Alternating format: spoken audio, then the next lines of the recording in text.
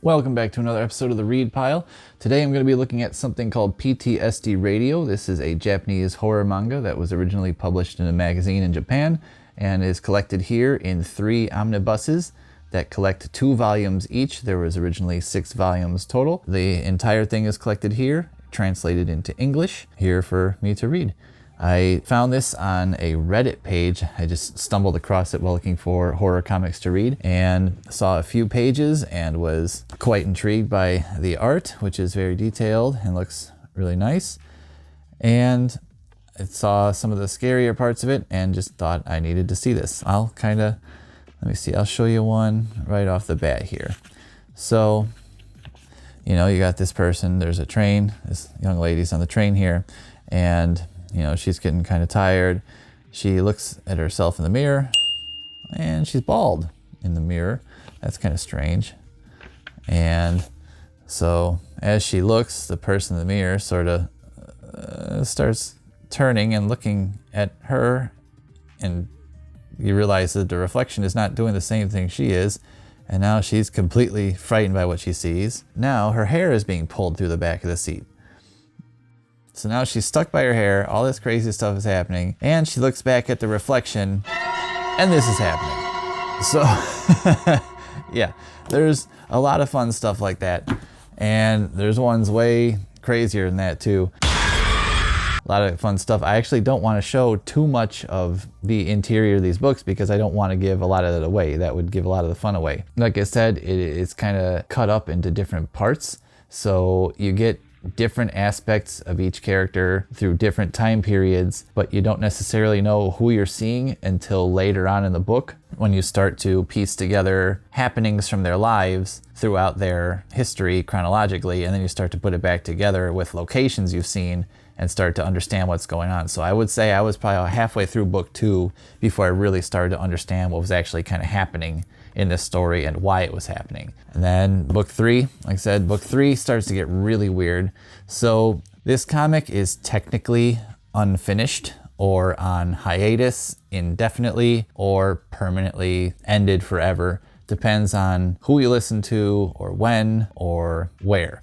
So halfway through this book, the author started throwing in some kind of true stories of things that had happened while they were working on this book, at the studio that he rented to work on with his assistants, and things that happened at his house, an illness he got. He actually caught an autoimmune disease, and it was, he almost died from it. It was very, very awful for him. In this book, it's kind of depicted as he drew something in the book, and then it happened to him in real life, as if the book and drawing on this book, working on this book, cursed him and cursed his assistants, cursed the office he worked at, or that possibly the office he worked at maybe was cursed itself because they found something there. There was a hole in the ground. They looked in it and they couldn't see the bottom.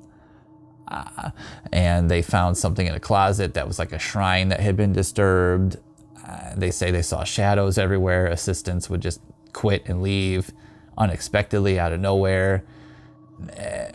A lot of things seem just like coincidence and whatnot. In this book, it is attributed by the author as being a curse. And at one point, he actually says that he has quit this book altogether because he wants to save his sanity and he doesn't want to die.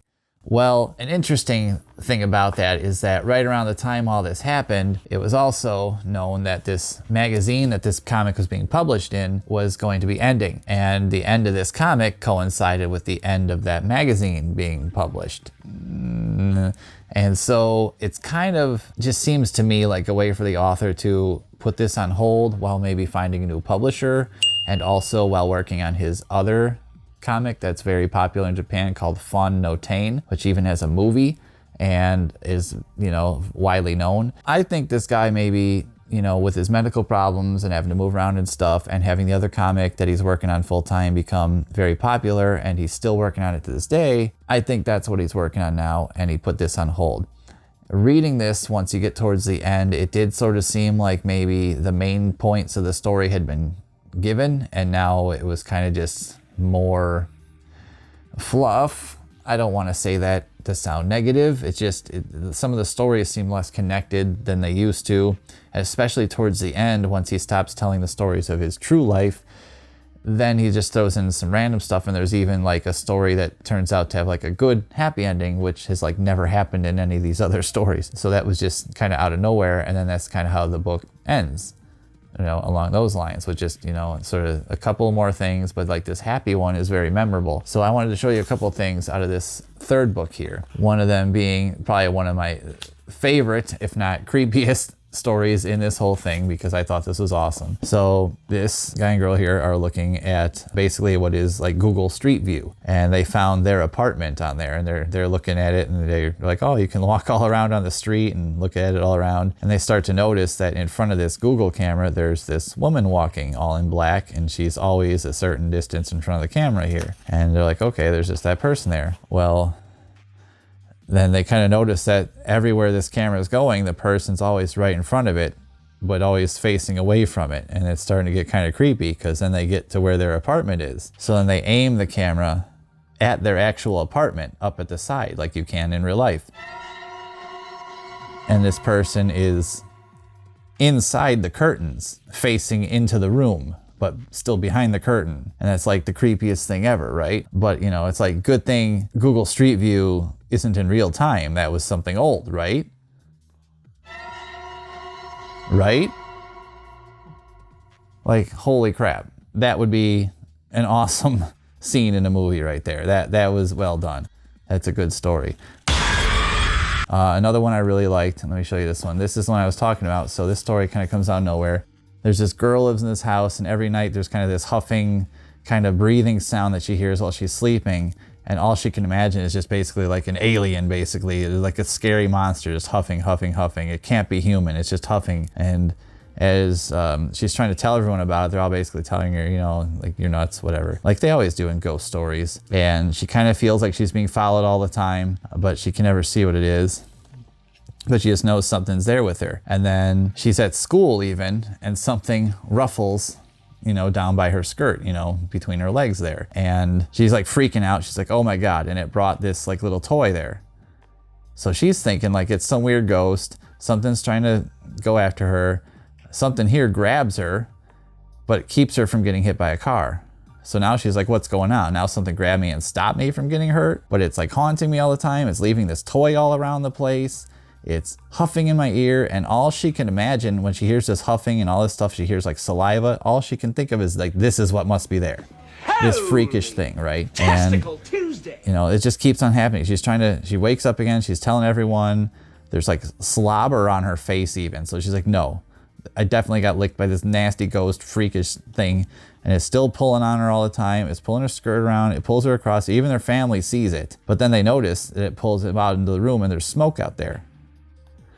So then she kind of sees in the smoke a shape of a dog and realizes, oh my gosh, this was like a ghost of a dog. That makes everything make sense. The slobbering, the huffing sound, like the toy leaving there, the following around. It was just the dog's nose coming up under the desk, dropping the toy for her to throw again. And they noticed that the place was on fire because of an outlet that had singed and everything. So they figure that all out. She sees the toy and she's like, oh, it's the little dog's toy. I must leave it there. And so she is like, you know, kind of happy about that. The guy talks about how there used to be people there that lived there, and there was a little dog that saved the family from a fire, but died in there. And the dog protected them. And it was a little dog named Kuro. And there it was. And I was like, oh, what a nice story, you know, coming towards the end. There's still, you know, plenty of more other scary stuff towards the end. You're like, you just saw one of them. Hello, how about that? I'd say pick these up. They say it's unfinished, but in my eyes, it's finished enough that you can get a full story out of it and kind of understand everything that's going on, and understand that, you know, like most of these Japanese curse, horror, ghost stories, even if you get an ending, it's not over. It never ends. It's never over. It always comes back. You can't kill these curses once they're born. It's just going to be bad forever. Bad forever. Always a sequel. Just keeps going. So I think he used a clever way to end the story and work on a different one. And it's kind of built in that he can come back to this whenever he wants, or leave it like this forever. And I don't think it matters either way. If you're into black and white kind of Japanese horror manga, I highly recommend this. I think you'll thoroughly enjoy it. The art is very creepy. The story is pretty cool once you start to kind of figure out what's going on. And overall, it was very enjoyable. I read these over the course of about 3 days and I enjoyed them all.